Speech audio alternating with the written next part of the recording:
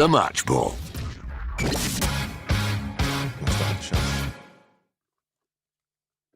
Hello. Oh, I think we've gone live. The little magic button didn't work, did it? Hang on a second, I'll play it now. The Match Ball. Nope, you won't. No, it's not working, is it? Oh well, don't matter. I think people can live. Yes. The match ball. Actually, I've got a very croaky voice. I could probably do it. The match ball. Oh, Jesus. Well, that was all right, wasn't it? Not at all Leedsy, that was it. No. Just went out. Looked like we were going to win it from the first minute, pretty much. And did. We scored early, as I requested. Yeah. My voice is absolutely hammered. Excuse me. That was all right, Moscow, wasn't it? This show is brought to you by Levi Solicitors, by the way. Damn right. LeviSolicitors.co.uk/the square ball for 10% discount on your legal They'll fees. make buying a house as easy as beating Norwich. Right. That's what I'm going to say. Or the legal process, although it won't always be as straightforward as that, probably. But they'll be good at it, whatever. That's all I care about. These are good. You're keeping it together. Good. Dan has clearly forgotten everything. It's because we didn't have the thing, the intro little clip. It didn't work. Why didn't we have the intro thing? Because you've forgotten everything. 4-0 win. The button didn't and work. it's all out the window. The button didn't work. Buy another button. Someone's claiming they heard it twice. Anyway. Maybe Dan, we didn't hear it. Dan, don't try and fix it. You'll break it more. I'm not trying to fix it. Did you enjoy Ilya Gruev's free kick? Was that a good start? Did that calm you down? That was weird, wasn't it, as well? Did you see what their wall did? Because it's a free kick and it's Ilya Gruev. They were the two things I didn't expect. I mean, the keeper didn't expect it either. He went and stood at the other side of the goal and Gruev just was like, big gap there. Just put it in there. People, by the way, seem to be under the impression that we are drinking or have drunk. Not a drop. I've had a 2-pinter in a peak. My core body temperature's gone up by about 5 degrees in that stadium tonight, and emotionally, I am bereft, but in a good way. You do look like a dad at a wedding as well, with the thing tied around your head. Who's the other thing? Right. Should I dismount that? I think Mark Knopfler's a good look for you. Right. It's a very different vibe to the Grief cast, isn't it? It could have been. That's why you purposefully came in tonight in case we needed to recreate that. I might have to take the scarf off my head because I am sweating in a way I'm really hot. I may keel over, and that wouldn't be good, would it? Go full Tommy Cooper on the stream. Anyway, so you were saying, Moscow? There was the possibility that we might need some experience in the group. But as it turns out, you could have had the kid. Kid Conlon could have come and taken care of this, but I'm sure he's running giddy around somewhere. It's funny, you've got to view this through the context of the Derby game to an extent, haven't you?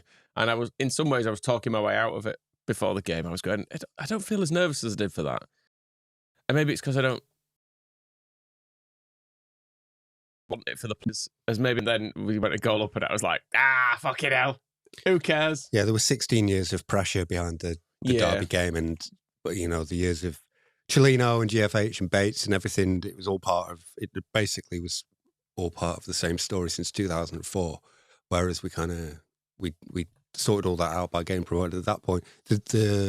I'm trying to see if I can remember exactly when it was, but tonight the way that the Derby game kind of moved in was that I think we were 3-0 up, and there was the first song about Wembley. Oh yeah, I didn't like that. In fact, exactly, yes. Yeah. And it quickly got drowned out by Marching On Together. Yeah. With 3-0 up, and it was about 3 minutes before half-time, so we're clearly immensely better than this bunch of idiots. It still felt premature, didn't it, though? It was a bit like when the second half started as well, and Pirro nearly scored within about a minute, and then people were going, that could have been it. We could have wrapped it up there. That could cost us. We're 3-0 up. That could be the... I said that to my dad. It's like... Yeah, everyone did. It's completely natural. You go, that might cost us that. Yeah. We've got a 3-goal lead. I turned around to him and said, God, I hope these chances that we're missing, because we had like 3 or 4 chances doing in quick succession to get that buried. I hope these don't end up costing us or biting us on the arse. He went, don't you turn into me. Did he stay to the end? Of course he fucking didn't. Oh, no. No. Because he doesn't like Liam Cooper. I think he went down at 3-0, and I presume, I don't know, I haven't spoken to him since, but I presume he left when it went 4. I mean, on the idea of things going absolutely perfectly, being able to bring Liam Cooper on for the last 10 minutes, didn't think that was going to be... Bloody testimonial. Able to be a thing, and there it was. Why does Dan James hate him, though? Yes. And you can tell the party vibe of booing Dan James because he didn't land a corner perfectly on Liam Cooper's big bonds. Imagine a playoff semi-final being able to have a bit of a laugh with it all. It was so weird. It was nothing I expected. And it's also the fourth time we played Norwich this season. And I feel every game has been completely different. Yeah. There's no pattern to it. There's no rhyme or reason, is there, to any of it? No. Like when we played Derby, three and a half of those games were exactly the same, more or less. But every one of them's just like, pick it out of a hat, see what happens. Oh, you're winning 4-0. Fine. Which I like to say, I'm right on board with that. Yep. Yeah, it was really good fun. It was super duper, wasn't it? I would like a neutral, perhaps, to maybe not now, but at some point, just to let me know, were Norwich really bad or were we just too amazing for them? Because I still can't work it out. I think they froze massively. Yeah. Was the way it felt. Well, should we rewind then and discuss this in the context of the atmosphere? Because that was so special, was that? Like the marching on together just before the start of the game moved me to near tears that like, my eyes were filling up when all the scarves were up. And when I saw the scarves, was I the only person who went, stupid bloody scarves, stupid Derby scarves? They are Derby scarves, but they're not anymore, are they? Not anymore. They can be Norwich scarves. Although Norwich scarves are also the Man United thing that when they lose some games. So, we'll have to call them something else. Leeds scarves. It's what it says on them. It does say that on it. Yeah. But it was something else tonight, wasn't it? It was just a really special night. Yeah. In that regard, like the atmosphere, it was sort of a mixture of. It went from sort of febrile at the start to, I don't know. There's just a sort of a lull in the middle where we realised I think we were going to win it, and then when we got closer and closer to winning it, it kind of almost got a bit piss takey, which I really liked. I mean, we nearly scored even before then, didn't we? There was a little because Georgie was back tonight as well. Yes, having been missing for. He came to party, didn't he? He did. And like within a minute, he was doing that. He did that little flick, didn't he, to Somerville, and we were in within a couple of minutes. It was like, ooh. Is this happening? Is this happening? What's happening? Yeah, just all over the pitch. You just felt like we pressed them well. The passes, the decision making. Yeah, everything worked. Everything worked. Why? Why Moscow? Some of it, I'm not sure.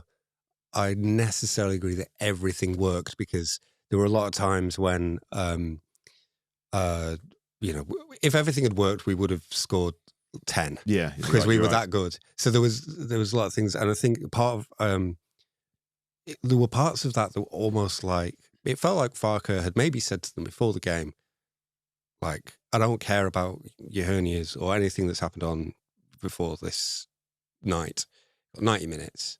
Do what you want. And not necessarily do what you want, but just don't worry about anything. Everybody here is on your side. Just go out and play, because the things that they were doing, I can't work out, and we won't know maybe until 5 years from now if Farke stays that long or how long Farke stays, whether, because suddenly everybody was getting the ball in midfield and dribbling up the field and running at people and barging them out of the way and beating them, whereas for a long time now, it's been about kind of getting to a man and then turning back and playing a safe pass, and everybody's been, Farke's boring. But same manager, players doing a lot of different things. Either Farke said, tonight, just go wild with it, or they've just ignored him and done what they want. Yeah, but it was about seizing opportunity, wasn't it? Because it's a chance. Do you go hiding under these circumstances, or do you go, do you know what? This could be one of the most memorable nights in my footballing life, to give myself an opportunity to have one of the most memorable days in my footballing life. In terms of going for it as well, what did you think when you saw the starting 11? Because I thought, I don't know, that's the thing that's not been working. Putting Pirro back in. But it did, didn't it, boys and girls? It really worked. And Pirro was good. Pirro was involved in everything, because the worst of Pirro, early in the season, he was getting some goals and stuff, but even then you thought, he just pops up and scores, which admittedly from a striker is perfectly good. But there've been games where you feel like he's not done anything. You think, when's he actually last touched the ball? Like, you just don't see him for long periods. Whereas tonight, he was part of everything. I think Byron was injured to that. Yeah. So I know Byron's, but I thought maybe you'd have. But in terms of the structure of the team, you could have put Roberts in, and that's true. There were straight swaps you could have done. Yeah, I think there's to keep with, just to lean on the kind of where it fits with how we've been playing. The third goal was probably, I don't know if that would be like, is it peak Farke ball? Because after we were 2-0 up, Farke was definitely trying to, was like, we need to take this thing out of this. Almost to the point where I was a bit kind of, he's ruining it, because it was so exciting and everybody's running into it and the crowd is getting into it. And then there was 5 minutes where we just kept the ball, which was great for the game, but terrible for the atmosphere. But then the third goal was, we did the thing of keeping the ball, looking after possession, playing around at the back. But Norwich got really impatient, and because they have to score 2 to get back in the game, they come into our half, and the moment they're all in our half, ball to Pirro, turn, bang, we're on the attack. Brilliant ball across, and then they can't clear it, and Rutter smashes the ball in the roof of the net. And I think that's probably what we've been trying to do all season. But there's bits where other teams have not been as stupid as Norwich were. Like, there's always this thing like, why do we counter-attack teams more? How do you counter-attack Huddersfield when they're all in their own 18-yard box? You need a team to attack you to counter-attack them. Whereas tonight, the Gruffalo's goal, I think, helped us get that game into the position where Norwich had no choice but to fall into every trap that we've been setting all season. And then there's been a lot of talk about confidence, and Falk has been on that about confidence, and maybe that it just has, whatever he's done over the last 2 weeks, all the players have done over the last 2 weeks has worked, whether it's like, you know what, we're really good at this, so let's just go and be really good at it and start beating people. And I think, but it definitely helped, and that's where I need to know how much of Norwich being just awful. Really, there was a moment, it was near the end of the game, but Shane Duffy, with his, he's had an interesting couple of weeks, came, it was after a corner, and he went and tackled Glenn Kamara, but didn't win the ball, and then just kind of stood up and then just kind of jogged backwards back to centre half. And it's like, what the fucking point? What is the point of any of this? That Ashley Barnes, I will, as glad as I am, that as happy as I am about what's happened to Leeds United tonight, I will be even happier or just as happy when I wake up in the morning and I am not Ashley Barnes. Because there was this stuff in the first half where Junior Firpo pushed him over because he was being a total fucking dick at corners, and then he was marking Roden, so he started being a dick to him, and every single time Roden got free. Didn't matter, he was all like pushing him, shoving him, being in his face, talking and all this kind of stuff, and then Roden's like, I'll just go and head the ball. It's easy. He's fucking rubbish. He is genuinely rubbish. And I don't know why. He seems to spend, I think maybe he knows he's rubbish now, though, because he's always done that stuff, but he's really reached the end of being a footballer, so all he can do is attempt to elbow people and shove them about, and he's elbowed Roden a couple of times and got away with it, but also had zero threat through the entire game. And that was one of the weird things, because he started in place of Sainz, who from the first leg he looked brilliant, and as I was walking down I was like, oh yeah, they've got those reasonable players. Like Sarah's good player, Sainz looked good, so too. And then Kenny McLean's good as well, though he's pretty rubbish tonight. So I don't know if that was an injury thing, but Sainz must have been injured. If it was a choice. Because he actually looked like the one decent player when he came on. Yeah. It's funny, isn't it? Yeah. And then Angus Gunn, Brian's son, was it was noticeable, in the first 5 minutes or so, there was a couple of kind of what we would classify as Meslier moments, and then we got him. And I need to see it back as to the free kick from the Gruff, whether it was planned or whether he just went. Oh, he's just. I'm pretty sure he's just seen a gap. Him and Somerville were having the usual kind of big debate, and then I don't know if Gruffalo's has gone actually. It was the wall. It was the wall that split. There were two in the wall, and one of them, for reasons best known to themselves, buggered off the end, which gave him the gap to shoot into, and he just curled it around the wall. It wasn't powerful, and it wasn't even right in the corner, and it bounced. It looked kind of scruffy, but it was just precise, wasn't it? It was a poor wall. Just a big old gap. Terribly disrespectful of Norwich to line up that wall the way they did when their set piece coach is Andrew Hughes. So I think he should be reading. He actually, I know I'm talking too much, but I'm trying to get into rolling with some stuff. Was watching him at full time, and he sort of shook hands with all the Norwich staff, and then as all the Leeds players were and staff were in a huddle on the pitch, he was kind of standing off on his own, just looking at it with a big kind of, God, I wish that was me vibe about him, which very professional, always will do the best he can for the club he's working for. But he should have just gone like old times and taken his shirt off.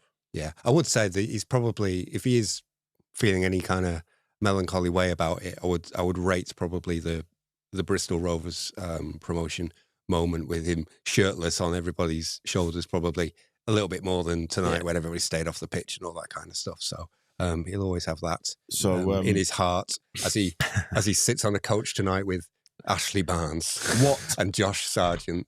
So what was your thought at that point then? 7 minutes in, and the free kick goes in, which actually it caught me half by surprise. I didn't It completely did. I didn't expect it to go in, but was that the moment when you thought, hang on a minute, this might just happen? My big fear when you think through the way this is going to go wrong, my way today was going to go wrong was that it was going to be 0-0.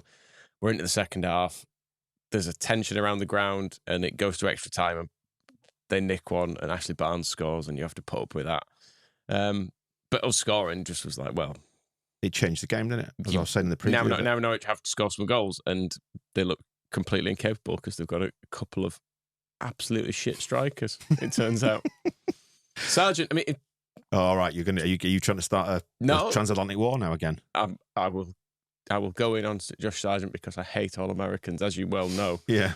But I was going to say it was very, very big save from Melier. Was that because it was 2-1, wasn't it? And he went through. He was can't have been more than a minute after we'd scored, and he was all of a sudden 2-0 goal. Yeah, and he was all of a sudden through on goal, and it was like, this is where it goes wrong. Shit. But that save, very good save. What a save! That was a match-winning save. I mean, admittedly, he should have given him a bit more of a chance because it is Josh Sargent.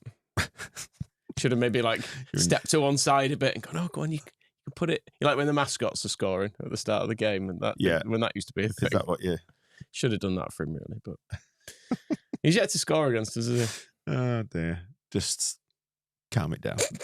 You're getting carried away, Michael. Don't embarrass yourself. No, I hate Josh Sargent considerably less than Ashley Barnes.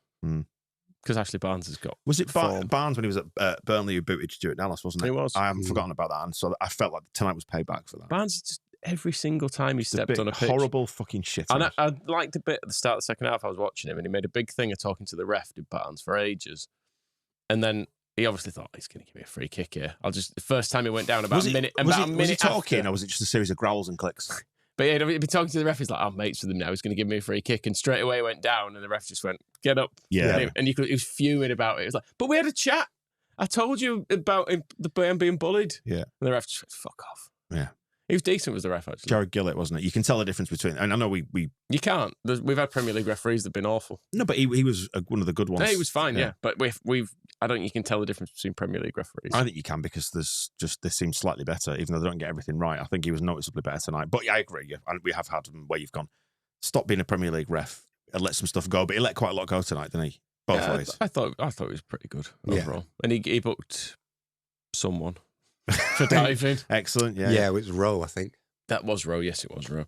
37 minutes, which seemed correct from my viewing of it. And that was settled by Ashley Barnes as well. He was one of the most blatant schoolyard obstructions. Yeah, that should have been a free kick already. I think he pretty much crawled through Joe Rodon's legs with the ball underneath his Joe Rodon actually overextended his groin at that point, didn't he? I think in that sort of trying to win it back, and I thought, oh no. He always does. I was going to say, he's got a bit of everything. He's kind of got World War I vibes about him at all times. I think it was about the 80th minute or something. He was going absolutely mad with Ampadu because of the way he was taking a throw in. So not here that way. No, I don't want it that way. 4-0 up. Leave him. Chill out. Leave him alone. So 1-0 Gruev, and then at that point you go, okay, build on this, which is exactly what you want. So 20 minutes. I was going to say, I actually had no idea when the goals were 7, 20, 40 and 68. So we spaced them all out really nicely, just scored every time we felt like we needed to. But that goal, the Pirro one, it was Georgie who supplied the cross, wasn't it? I think. No. Was it not? It was Nonto. Was it? Oh, all right. Was because I remember whoever it was that supplied the cross, I went, knock it inside. Oh, why have you? Oh, you've crossed. Oh, we've scored. That was my thought process. Because I think it was Nonto was out there with Georgie, wasn't it? And somebody had cut inside. I can't remember. If you want to pretend Georgie was involved, you can. There were 2 of them out there. I know that. And I think you should have given it. I was thinking you should have given it to him, so he could have run it in, and he didn't, and then he crossed it, and Pirro put it in. I was like, oh fucking hell! He's just actually crossed it and banged it in the net. The Pirro one as well. He takes it really well. But what are Norwich doing? There's no one within about 20 yards of him. It's really weird. That cross dipped really late, didn't it? It did, but still no one stood anywhere near him. It's really odd to watch. I'm going to go home and watch it all again, all of it. I'm not going to sleep tonight. There's no point, is there? Good, isn't it? We've got a week off, haven't we? And again, talking about premonitions and wishing things to fall the right way. And this, again, I suppose this is why it felt, and I said earlier, like it had all gone our way today. Because at about 35 minutes, I said to my dad, be nice if we got another one before half time. When he went, I'd take 2, to be honest. And we could have had them as well because Georgie, after we'd gone 3-0 up, Georgie had that one where he tried to sort of not dribble it in, but he stepped away to the right, didn't he? Trying to put it around the defender. It was an incredible block. We had 6 big chances but in that game.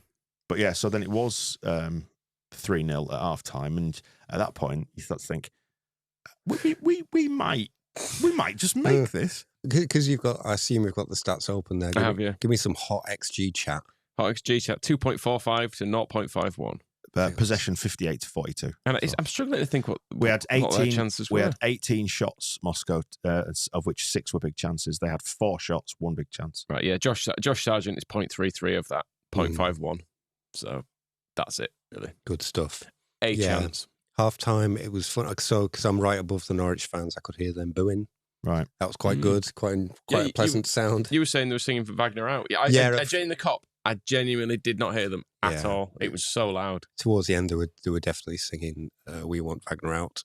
And they weren't even happy with him going into the playoffs. I had a look at some of their stuff, and there was bits about, like, do we even want to get promoted with this guy? Wembley will be an embarrassment, and they've not really warmed to him in the slightest. So getting embarrassed the way that they did, I don't think has helped his chances. And then that's kind of, I know we keep coming back to Ashley Barnes, but that's why I kind of thought the decision to sub him off was even more amazing. That was really funny. In that, in terms of comedy timing, doesn't get any better, does it? Because Barnes had just been, I don't know if you noticed, but because everybody was singing that he's not so very good at football, he was giving it to the South Stand. He was like, yeah, sing it louder.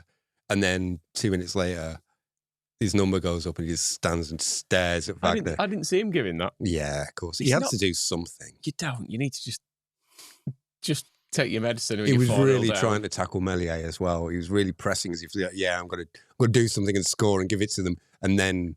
How old is Ashley Barnes? 34. Yeah. Is that all? As somebody said in one of the comments, I can't find it now, let me have a look. It was Ashley Barnes is the oldest 34-year-old he's ever seen. Actually, sorry. But Shane Duffy's only like 32 as well, isn't he? What are they doing to him? Why has everyone got so old? Going out drink driving. So they were having a good old boo at them at half time, and then they sent him out early for the second half. They've taken Sargent off. Which, can we just touch on that, by the way? Because my dad said to me about 5-10 minutes in the second half, where's Sargent? I went, he's gone off. It took me ages to notice. He's gone off. We could deal with the third goal and actually say what happened, because I think we've covered off that Joel Piru turned into Lee Chapman on the end of Wilf Mel Sterland's Nyonto's cross. Which was a great moment. My initial thought to Ruter's finish was he tried to miss that, but actually he didn't. He tried to put it into the roof of the net. Yeah, it was good. Yeah. You need to go high there in the position he's in, and he went very high. Yeah, almost too high. Was it crossbar? He used the frame of the goal like Tony Yeboah. He did. So that was nice, and he seemed to enjoy that, didn't he? And I'm glad he scored. I feel like he's and again, another reason why I feel like everything went for us tonight. Grove got his goal. Piru as well, as question marks around him playing up front. Georgie as well, who's kind of just completely gone off the boil, and then suddenly like he just come to party tonight after all the grind of the last weeks of the season. Yeah, I suppose the argument would be, if you are Daniel Sensible Farker, like, you can't do that 46 times in a season. It would be mad. Do you remember when Nyonto turned into Maradona halfway through the first half and just started running through the middle, just beating people just like constantly, and then he had this is where had one of them as well, where he just didn't stop, did he? Did a big mazy run, and then both of them at the end of it just didn't play the pass that they absolutely should have done. And I think that's probably why Farker is maybe. It was funny in between the second and third goals, and I think about less than 5 minutes before we scored the third, when Rutter scored the third, there was a break in play, and Farker got Rutter over to him on the touchline, and he was like, "This is great. This is great. Please stop. Just stop doing what you do. Like, I'm really happy with you. This is all brilliant. Just fucking cut it out."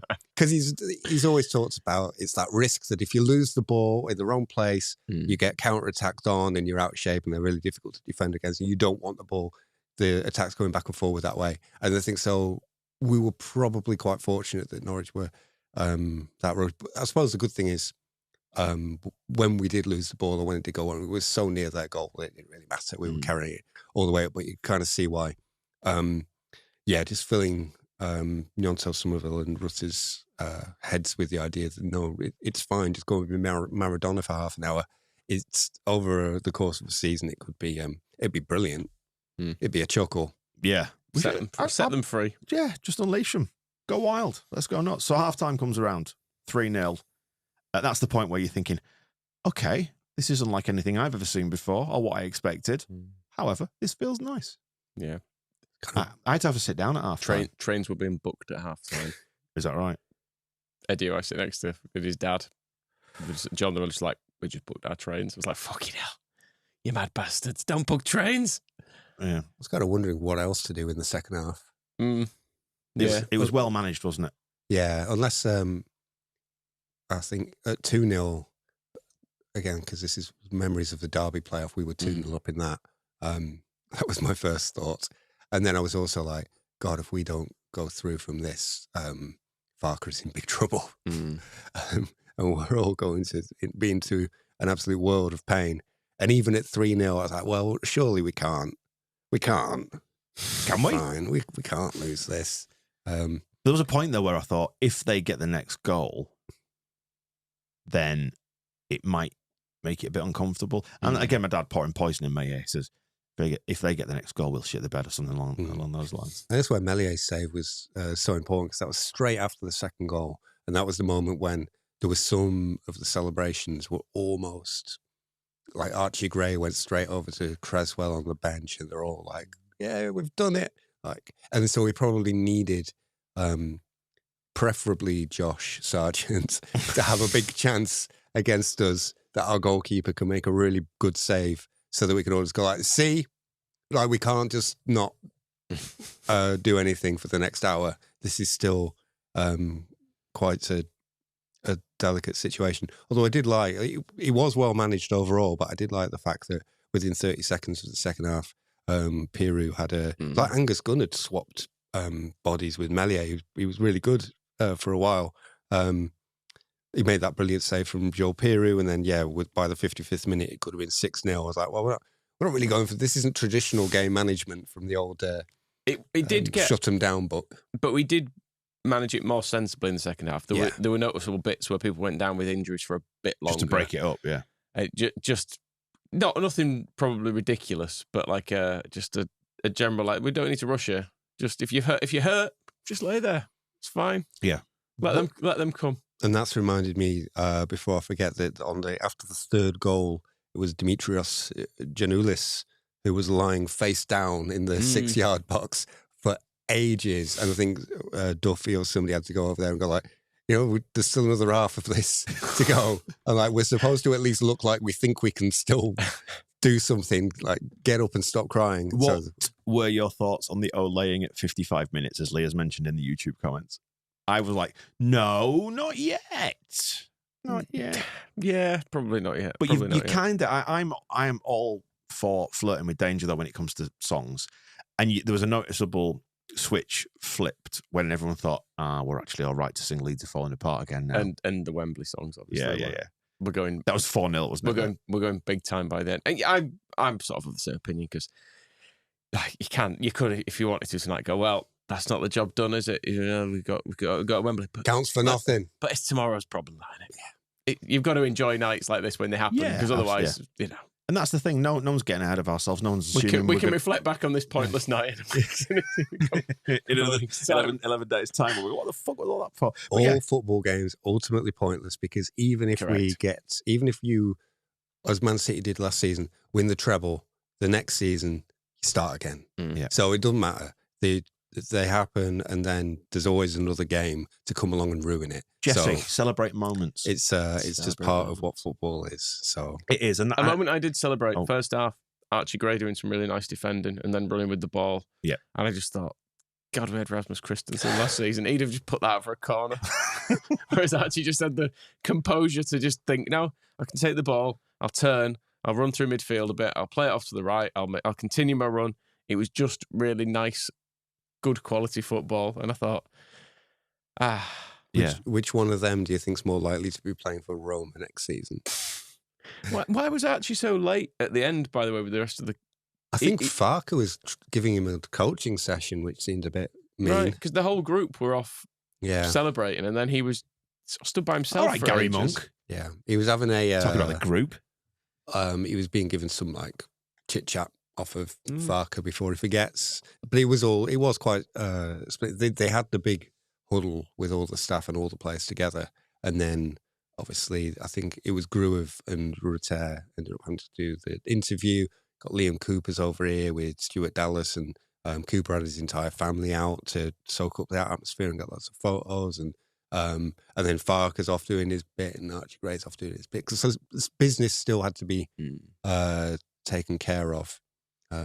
Christopher Clarkson was around. He stood out to me tonight because I spotted him just before the end with Pascal Strauch, and Clarkson's mullet is getting like almost, it's quite a ridiculous piece of work. He's not going to win our player of the season now, is he? I don't know. It's all to do.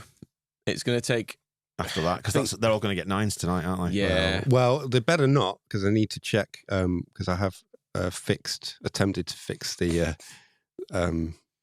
player ratings form by putting Liam 10 out of 10. Oh no, that's fine. Oh, who's given right? Two of you. Right, Dad. Hang your heads in shame for giving Liam Cooper 7 out of 10. Have a fucking heart. I'm ignoring it. He's getting 10. It's fair enough. Doesn't matter. What was I going to say? Yeah, just returning to the idea of like enjoying tonight. Yeah, I mean, and that's what was lost in all the celebration police bullshit that we got about I Predict a Riot, off Leicester and stuff. Like these nights, this was mint. This was just an amazing night, and then I'll always remember it, no matter how the final turns out. We showed up on a night when we had to, and hopefully it's going to give us the momentum to take into the final, and we can not repeat it in the final. If we get through the final and get promoted, it'll be ace. But tonight, as a night at Ellen Road, will stick with me long in the memory. And we're only fans. The players have to be more sensible, and the management do, obviously, because they have a job to do. But I don't know, be like kind of, spoiling your kids' Christmas by going, still a turkey to be cooked in there. The wrapping needs to be taken away. There's a lot of recycling to be done. It's just not their problem. Let them enjoy it. We're the children in this. You get to just have a nice time. Open your presents. Is that what their feedback was to you? Have you? Eat a load of sugar. Dad, why are you making me peel potatoes, Dad? What day does the schools reopen, son? You got your GCSEs in about 5 years. Think about that, eh? Get your fucking head screwed on. You idiot. Right. And when are you going to get a job? So yeah, as that second half sort of crept on, and I'm like you, we were speaking about this just out in the car park before we came in. We were saying there's just that little party at the start of the second half thinking, okay, we can't have them get the first goal in this half because that could potentially just cause us to wobble. We don't want that. That would take the wind out of our sails. Bad. But then clock kept ticking on. And when it got to 65 minutes-ish, Farke sub a clock nearly. And then we scored and basically just put it to bed. And it was like, you almost felt everybody just go, you knew it was relaxed. We're going to do this. Because basically the songbook came out at that point, didn't it? It was Don Matteo, it was Becchio, it was Click, it was just like, let's all have some fun and sing some of our favourites. It was a greatest hits tour for the last little bit of it. There was even a shy rendition of Pump It Up, Leeds Are Going Up. Didn't really catch fire, that one, but there was some people had a little try. And Donna's just saying in the comments that Wembley's always special. Yeah, I've only done it a couple of times in my life watching Leeds. 1996 was shite. Charity Shield in 1992 was great fun, but ultimately it doesn't really mean anything. It's a glorified friendly. It's a rare beast. It's getting to a final. We do not get there very often. I was going to say, singing it at Ellen Road is not, other than I think maybe joking about it in like very early rounds of a cup when you're just taking the piss because you've gone up like 1 goal up in the FA Cup third round or whatever. Yeah. But it's not been. I don't think it's been properly sung up Ellen Road since 1996, surely. When we beat Birmingham. When we beat Birmingham in that League Cup semi-final, I remember very long time ago. And we beat them comfortably, and I can sort of vaguely now remember that the feeling of being quite relaxed in that game because had we beaten them down there in the first leg as well, or did we draw? I can't remember, but we did it quite comfortably on aggregate, didn't we? It was like 4-2 or something. Was it 2-1 down there? Yeah, it could have been whatever it was, but yeah, we basically ran away with it to a point where he's getting his book now. I might get my Wembley Noise '96 cassette out. I've got a full internet here. I can look at Moscow. I don't need to start pushing your silly book. All right, ChatGPT. Kevin Francis scored for them in the first leg. I don't remember that. You know who was playing in their defence? You do? Yes, it was Neil. Oh, Chris White. Chris White, there we go. But Neil Aspin played against us for Port Vale. But yeah, we get to go there. Let's embrace it. Let's have a laugh. I mean, some people have nice times there. Yeah. So dust off the rattles and rosettes. We're off to Wembley, says Yorkie Mitch. Yeah, have you watched the Netflix thing? No. You can just break in. To Wembley? Yeah, that was the moral of the story. Just charge Should it. we just not bother getting tickets then? Yeah, We'll it's just like- break in. Don't break in. But yeah, Or if you do, don't get it's caught. possible. At least half the people normally have a good time, don't they, at Wembley? It's just not been us to this point. I didn't put the score in. What a shit book. Book's fucking stick with the internet. Don't buy this rubbish. Wikipedia. Just look at what you need to know. I think that was my thinking. It doesn't all need to be in the book. It's on Wikipedia. So people said, are we going down? Yeah, we'll go down. Yeah, of course. We just need to figure out exactly how we do this. The proper grief cast afterwards. Yeah. It won't be. Well, it could be a joy cast. Imagine that. Really cool. Imagine what that would be like. Yeah, we need to work on logistics. We've got 10 days to figure it out. The fruit and veg cast. Okay. It'll be in London, won't it? So that'll be happening. The wheelbarrow cast. Anything else from London? Cockle shells cast. Okay. The Welk cast. Great. Should we stop now? Yeah, it's fine. What about the fourth goal? We've done the fourth goal. It was the pull back and he tapped it in and we all knew we were going to We Wembley. didn't talk about it, really. Yeah. But it was another Non-to shot. one of the many chances we had. Firpo wasn't tied it up. And good composure from Firpo. And where was Firpo? On the touchline. Yes, in their penalty area. Good. That's his job. He's an attacking fullback. his job, Yeah, isn't it's it? good. I Get would like to see him yourself up there. We tried to back it in at one point as well. From I think it must have been from a corner. He jumps at it, with his back facing the goal and tried to sort of twist it in. Didn't work. Unsurprisingly, it's not probably something that. Oh, was that corner at the front post? Yeah, Yeah, he was miles away. yeah. It was like a spinning back flick he tried. So don't bollock him for his No, fucking, I don't want to. his intuition. You don't want to limit him, do you? That was good as well when Norwich had their one moment of danger. It was about 3 minutes into the second half, the best move of the game. And it came at Kenny McLean and he had a shot and he went out for a throw-in. That Great. was good. I think really Norwich added a lot of value, unexpected value to that game. You spent some time earlier, Dan, looking up your friend Jake Humphreys' tweet about the game. What's he got to say about it? Or what did he blah, have blah, to say high about it? performance. I've got a big car that I park in Norwich. I think I might be paraphrasing now. It was something about I'd rather support any club in the world than Norwich. Good night. Mm-hmm. So he can spend the rest of his life watching that dog shit. By the way, I have a 3-acre garden. Right. Yeah. That's all the thing. Would Kenny McLean be able to shoot on target in a 3-acre garden? Do you know what I will say as well tonight? Having seen the hoo-ha about Spurs fans in their stupid big spaceship of a stadium celebrating Man City's thing, and as you said on the show this week, it felt performative. You said on the show we did, Phil, it felt a bit performative for the cameras and all that. And we looked back on what Leeds did against Arsenal in 1999, mentioned it a couple of times, and said, I think Leeds fans would be cheering on Leeds regardless, always first. So to go from seeing that on the telly this week to experiencing that tonight, Christ, it felt like, I don't know, that was like the very essence of Leeds United's soul tonight. And that's what I felt like I tapped into. That's why it nearly moved me to tears when we were singing March On Together at the start. The crowd turned up in the best way possible. The players responded to it. And that's another thing I wanted to mention, actually. Did you notice the players kept geeing up the crowd as well? Which meant they were kind of thriving under that. Whereas before, I think maybe the derby occasion might have swallowed them a little bit. We were talking about this at the game with Neil. I was standing next to it. He was saying, I think the crowd's like really feeding the players. And I was saying, I know they're good footballers and that's why they're able to do this. But if I was a footballer, I'd like it to be completely silent. I'd like, think about what you're doing. Really distracted. I need to concentrate. Like Pat Bamford was during lockdown. Just much preferred it with no one there. That's very much where I'd be like, shut up, everyone. Trying to control the ball. It's really hard. I can't hear what he's telling me to do. Someone needs to guide me and I can't hear. But yeah, shut up, everyone. What a lovely night. What a lovely night. I've seen us choking, 5 playoffs up to this point. And there've been some nice moments along the way. I look back really fondly on that night at Carlisle. The Johnny Howson thing was, again, one of the most spectacular moments I can remember watching Leeds. But ultimately, as you said this week, that was meaningless, wasn't it? This may yet be meaningless. Be the least good part of the playoffs. Because this is great, but Liam Cooper scoring the winner at Wembley in 10 days how good is that going to be? Mm-hmm. That could be even better. What, is he playing in the FA Cup final? For us? No, the playoff final's in 11 days. Whatever. I mean, that No, seems it's not. like It's 10. It's 10. I'm joking. That seems... Well, then I don't know what just happened. I was just pulling your leg. That would be a nice thing to happen. Dan James could try and actually cross properly to him. Man City and Man This United time. fans in London on the Saturday. We'll be there on the Sunday. Yeah, and then whoever we get out of Southampton, West Brom, just kind of standing around going, can we join in? No one really cares that they're going to be there. Can we play? Do you think we could like rearrange the fixtures and just like play scum? Because Man City are going to win on the Saturday. So just like give them that trophy, or they can play Southampton or West Brom for it. That might be the way of mixing it up. And then we'll just take scum on for a laugh.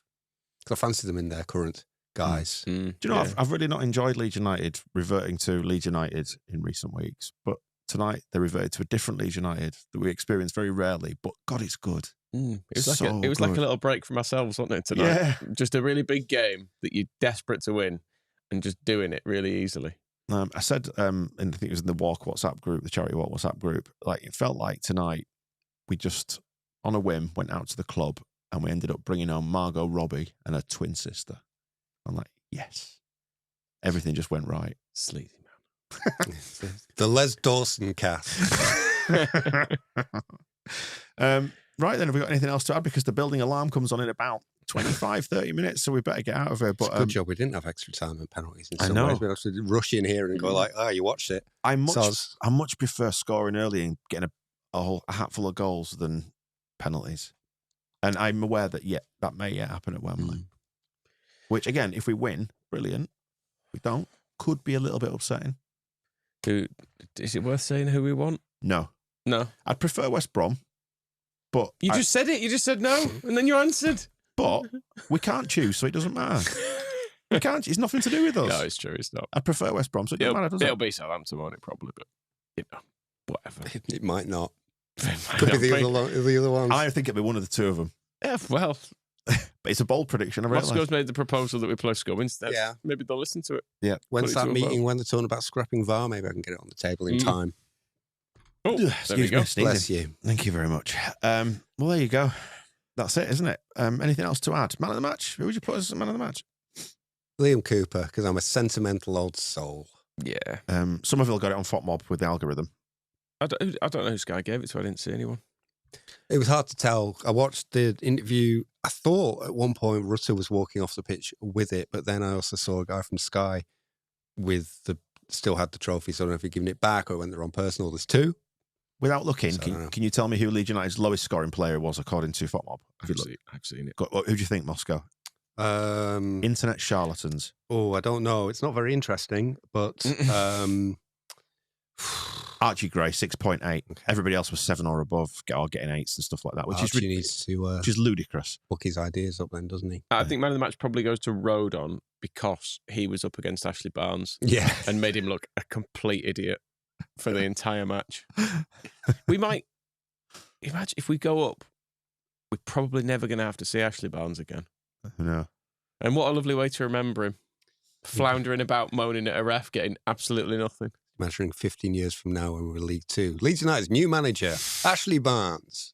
Rick, thank you for saying that Georgie got it. Right, that's good. Yeah, I can understand why.